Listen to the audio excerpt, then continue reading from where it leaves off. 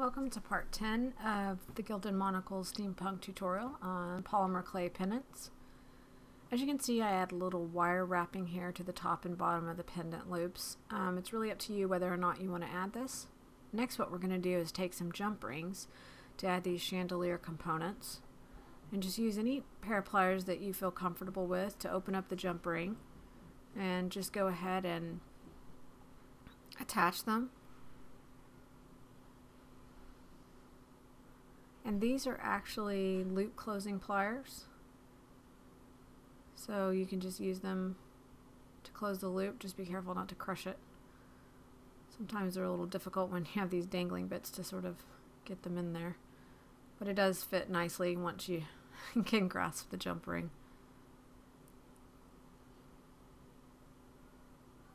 So once you close the loop, you can add another one to our chandelier component. I can get this closed here.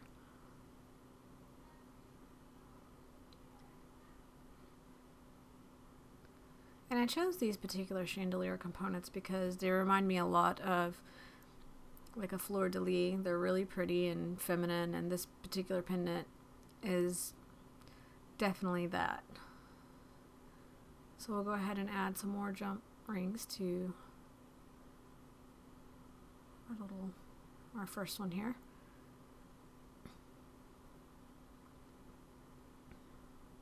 And another.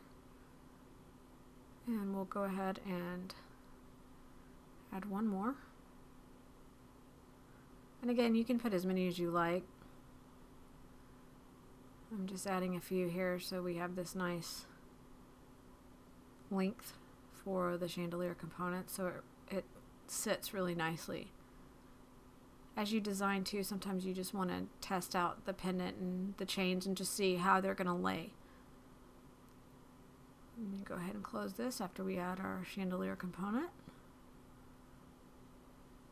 And that will be the one for the right side if you're looking down at the pendant. Basically, we're going to do the same thing for the left. Just add some more jump rings and just open them up. You can use length of chain too. You don't have to necessarily use jump rings. You can use a head pin if you want to add like some longer seed beads, or if you have a different plan. I mean, really, it's so versatile. Sometimes it's just easier to close it by hand without the closing pliers. It's really up to you. Whatever's most comfortable. There's not really a right or wrong way to do it, just whatever works for you. Just go ahead and attach this to our main loop. And now, as you see, we have two chandelier components for our pendant. And just lay that out.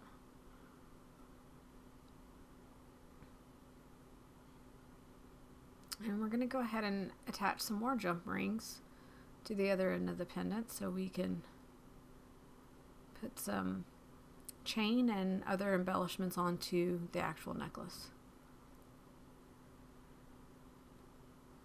Just open this one up here and attach it to the left side.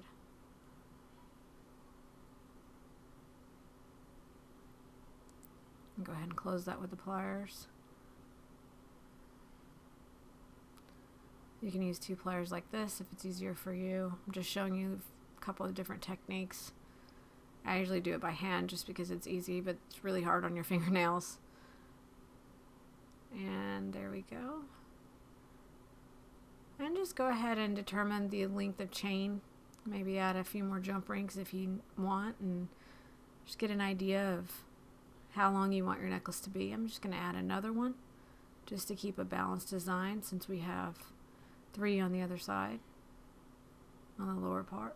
We'll just go ahead and put 2 here.